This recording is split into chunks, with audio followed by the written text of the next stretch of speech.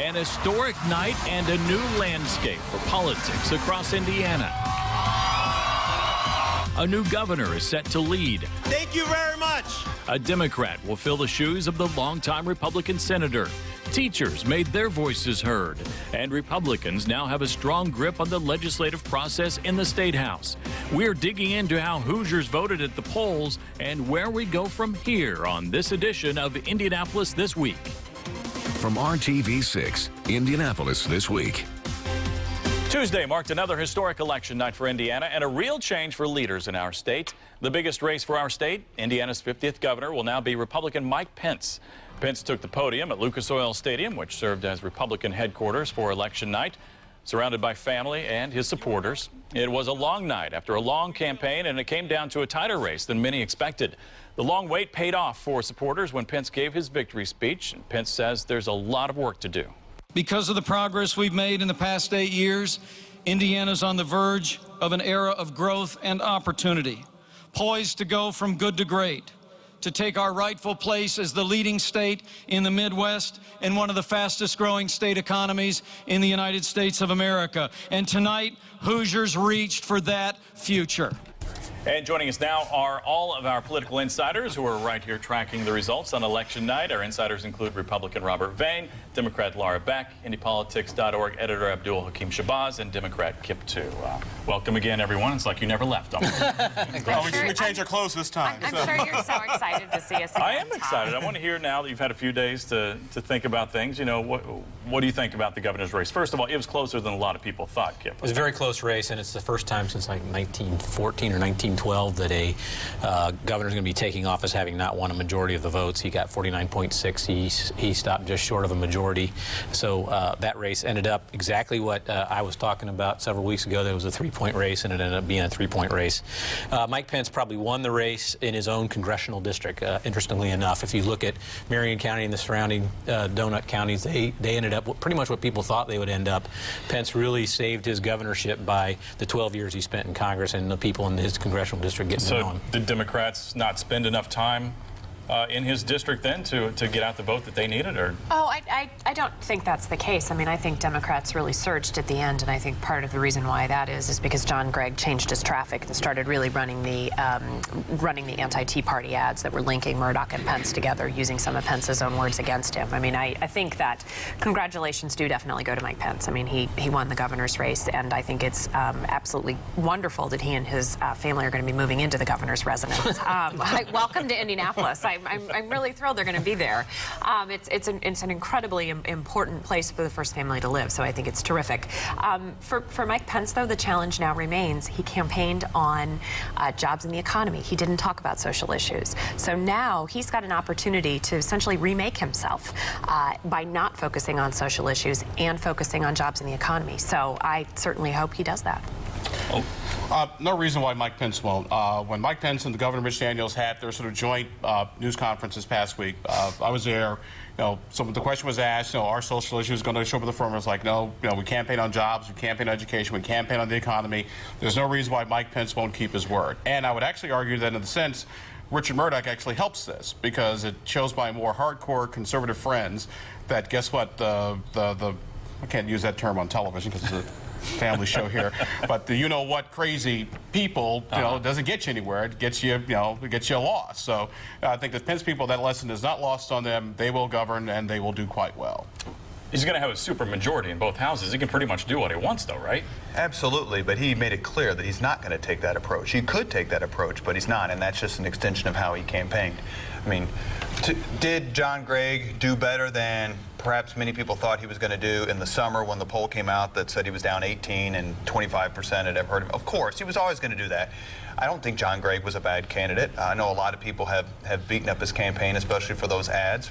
I think he probably did one of those ads too many. But you were one of the people who beat him up. All summer, I had to sit here with you talking about running for the governor of Mayberry. I don't believe. Can I say that? Sheriff of Mayberry. Sheriff of Mayberry. I think my sense is he did probably one too many, and he maybe could have switched earlier. But remember this, to Laura's point, Gregg closed the gap by going negative. From the Democrat sense, Tea Party, Murdoch, all that linkage. But remember, Mike Pence never went negative. So if Mike Pence wanted to, he could have gone negative on Greg and taken that gap and perhaps and extended it, but he didn't, and that's to his credit. Kip's going to explode when I say this. Three governors, Republican governors in a row, have not run a negative ad. Daniels twice, and that's right. Oh, Daniels. He's got amnesia about 2004. Yeah, exactly. They're not bad people. They've just been here too long. About 2004, Yeah, but I don't want to relitigate 2004. No, I don't know. We won't do that here. In that case, let's turn to another race that had a lot of eyes on it, not just here, but all across the nation, actually. Joe Donnelly, Democrat Joe Donnelly, was able to defeat Republican Richard Murdoch in a race that saw $50 million in campaign ads. Donnelly says he's ready to put the campaign behind him and ready to start working. What's the first thing you want to do as a U.S. Senator? The first thing I want to do is hopefully have a chance to talk to Senator Lugar and Senator Bayh. And also, my passion is jobs. And so I've been working on a bill, America Works Act, over on the House. I'd like to try to help get that through on the Senate side. And then we obviously have big things ahead in terms of the budget deficit. And so I want to try to be part of a solution on that. Now, Donnelly acknowledged the day after the election that he knows he has some big shoes to follow, and Richard Lugar, I guess, can he fill them? They are pretty big shoes. I mean, Richard Lugar had been around 36 years. Yeah, Richard Lugar, an establishment figure here in Indiana politics. And the one thing I thought was most interesting, most telling about this campaign was a photograph being circulated in social media with the sign at the state Republican Party sort of in the middle and a little bumper sticker that says, "Don't blame me, I voted for Richard Lugar." And that sort of symbolizes this entire campaign. Joe Donnelly, to his credit, they were disciplined. They were on message. They talked about bipartisanship. They got help from Richard Murdoch, just going on and on and on, and particularly, like I said, that 8 seconds in that debate argued that was sort of what flipped this entire race. Up until that point, Richard Murdoch would have probably had a chance of becoming the next senator. So two heads shaking on either side of you. You want to go first? No, you go first. I just think that storyline is false.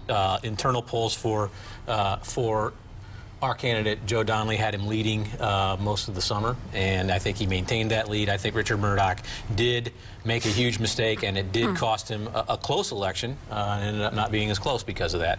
And what Richard Murdoch did was help us with other races, I think, because it did some things for Republicans. But I mean, the Republicans got a supermajority in the House. They maintained their supermajority in the Senate. And some people are trying to blame Murdoch for Tony Bennett losing, but I think Tony Bennett lost because of Tony Bennett, not because of there's more to the Tony Bennett stuff. But I think one of the things that's really interesting about the Senate race is that I read something recently where the spokesperson for American Crossroads, which funded many of these races like Richard Murdoch, said that one of the reasons why they keep losing these Senate races is because of suboptimal candidates. And I think when somebody says something like that, it makes you have to go back to the drawing board and look at who your crop of candidates are. And I really think the primary ultimately is what did hurt Murdoch, because it was Murdoch versus Murdoch this entire race. How much did the outside money influence this race? I don't believe it really did that much at all. Here's the key difference. Yeah, absolutely. The key difference. Mike Pence, you know, and as we all know, I supported Richard Lugar, worked for a Lugar super PAC in the primary, but then said that I would support Murdoch. There was a key difference in the campaigns. Mike Pence was bent from day one on building a winning coalition. And to me, as a Republican, as a conservative, the most frightening and the most dispiriting part of what happened wasn't what Murdoch necessarily said in the debate, even though he showed no compassion for the woman who was raped and all the compassion for the unborn baby, and I think that's pro-lifers like me make that mistake too often. But Murdoch and his crew practice what I think is exclusionary conservatism. You are either with us or you are against us. And that is not a way to build a coalition in a changing state and in a changing America. And Mike Pence got that, and the Murdoch campaign did not. On the day that Richard Murdoch and his people won the primary, don't forget right about this, they were approached by a number of Lugar supporters. Hey, you guys won the primary, you won fair and square. What can we do to help? And they're basically, stay out of our way and shut up. Okay, fine. If that's the game you guys want to run, knock yourself out. And now you have Senator Donnelly. See, but I think more 15 seconds if you can. Fundamentally, Joe Donnelly won this race. He made no mistakes. He ran a very good campaign, and the primary set the thing in stone. Joe Donnelly did run a very good campaign. All right, we'll leave it there. Then when we come back, one of the big shockers for a lot of people on election night, incumbent state superintendent of schools Tony Bennett upset by his challenger, Democrat Glenda Ritz. We're talking about this race after the break. One of the biggest upsets in the election, the defeat of Dr. Tony Bennett in the race for superintendent of public instruction. Glenda Ritz, who spent 33 years as a teacher in the Washington Township School District here in Indy, defeated Bennett by 6 percentage points. She ran a grassroots campaign with support from unions, teachers, and parents. Among the biggest changes she promised voters, no more tax dollars to be spent on for-profit corporations to run Indiana schools. I'm sure I'm going to have to be working with people to be sure that we have some things in place to move forward. I know I'm going to have a meeting with Arnie Duncan to talk about the waiver that was written because we need to have a different direction. So I need to find out about that and see how we're going to move forward. Teachers appear to be the real difference in this race, making the voices heard for Glenda Ritz, definitely the biggest upset of the night. And some figures I saw showed she raised like 1/6 of the amount of money that Bennett raised. I mean, that's pretty incredible. Teachers across the state were absolutely key, but what they did was more key, and it's one of those things that we always need to keep as politicos a lesson, and that is the grassroots can work. What they did was they sent letters to their friends and their neighbors and folks around and said, we got to get this guy out of here, and it actually worked. I mean, why didn't Republicans see this coming, or did they? I didn't. I still can't believe it, to be candid with you. Even if he had lost by 5 votes, I couldn't believe it. And the fact that he lost by 6 points. I think Tony Bennett's been one of the most consequential public officials of the statewide level in the last 50 years. He did what needed to be done. It's a complete shame. I don't know the new superintendent of public instruction. I hear she's a very nice lady. But if she's going to come out and say no this and no to this and start eviscerating these reforms, that's bad for someone like me who has a 4th grader and a 6th grader. I want those reforms to continue, and Abdul's getting ready to tell you why they are. A couple of things. Number one, I still want time. I still get time. First of all, Glenda Ritz just broke her first promise, saying that there'll be no more money for-profit organizations running schools. That is not going to happen. I've had conversations with a number of members of the State Board of Education. Everybody's made it clear. Brian Bobs has made it clear. David Long, head of the Senate, has made it clear. Mitch Daniels and Mike Pence have all made it clear there will be no rollback of any reform, no rollback of accountability, no rollback of grading for schools. And if anything, a lot of Republicans have actually been emboldened to actually make more reforms. And here's one thing. The teachers' unions and teachers, what they did was, and I will give them credit, they ran a heck of a social media campaign that nobody paid attention to. Like the Japanese at Pearl Harbor, though, sneak attacks only work one time. Well, it wasn't. I mean, I'm sorry. No, it's go your ahead. turn. It's your turn. You can say. You She's can say what you're going to say. for it. No, go ahead. No, what I was going to say is that I think this had a lot more to do with Tony Bennett, because Tony Bennett was the face of this. And Tony Bennett really made himself into the education reformer, because clearly Tony Bennett was going to run for something else. Governor, senator, you name it. He had his eye on something. And when you implement change, and you implement change very, very quickly without really getting down in the nitty-gritty of what is really going to work at the speed you're trying to do it, people aren't going to be happy with it. And I think one of the really interesting things about Glenda Ritz is that she got 53% of the vote. That's more than Mike Pence. That's more than Joe Donnelly. And it's the first time since 1971 a Democrat has been elected to the state superintendent of education post. Yeah, and I think Republicans are going to be in trouble, and it's very dangerous for them to accept, to look at these results and then just say, well, we're going to ignore them, because there was a message sent and the message should be delivered. And I think the message sent is, look, Democrats are for education reform. There's no question. Maybe that's why Marianne Sullivan lost. Well, I mean, Marianne Sullivan lost because she's running for a different office than she ran for before. So you can look at that if you want. But the fact of the matter is the for-profit motive in public education is problematic, and I think that's one of the most important parts of this. And top-down approach. He did not bring in teachers, and they said this is how it's going to be, and this is the way you'll take it. And if you guys continue with that attitude, it's going to bite you. But full disclosure, one of my clients is Charter Schools USA, which runs Howe, Emma Donnan, and Manual. And I don't have a single problem with any model of education that gets results. We have for-profit hospitals. Why shouldn't we have for-profit education companies? What's the difference? They're both vital services. If that company can get the job done and they make some profit because they're getting the job done, I don't have a single problem with it at all. And they pay me to say that, but I believe that intrinsically. Why not? They don't pay me to say that, and I'll agree with Rob. Bottom line, though, she's going to be a lame duck for the next 4 years because of the Board of Education, because of the governor. Yes.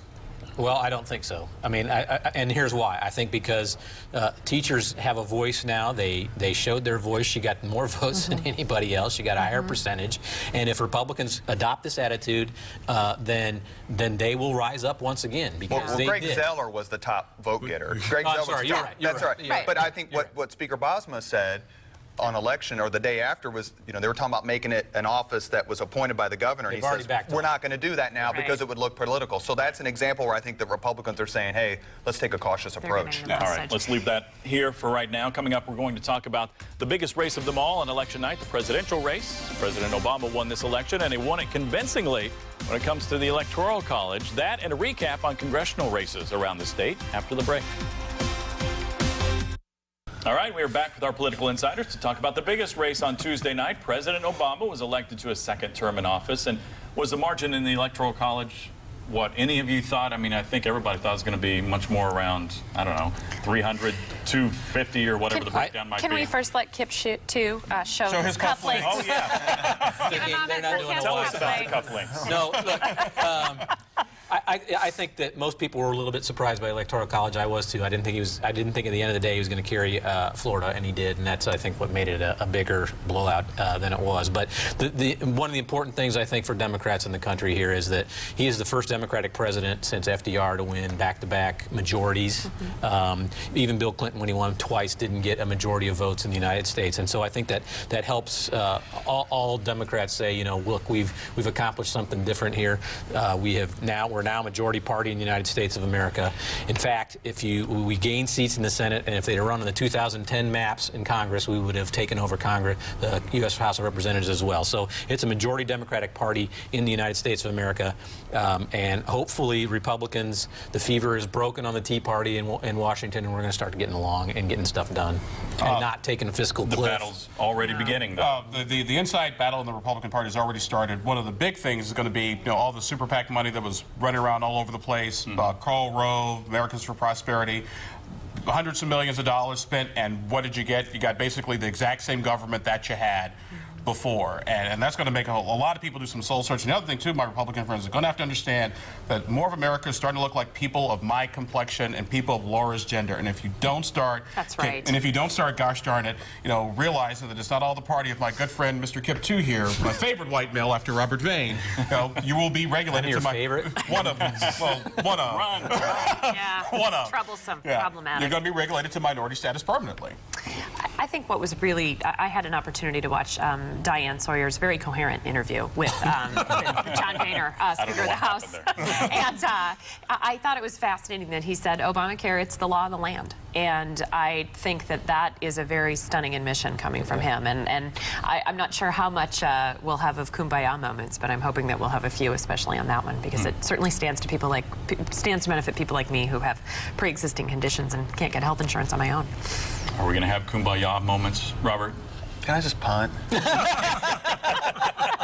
Abdul talk. It's your time, Abdul. Here's what I'm going to say. I agree with Kip, too. The Democrats are the majority party. Yeah. I don't agree to a certain extent with Abdul. I think Republicans try to reach out. I'm pro-life. I hope they don't ever change their position on that. But they try to reach out.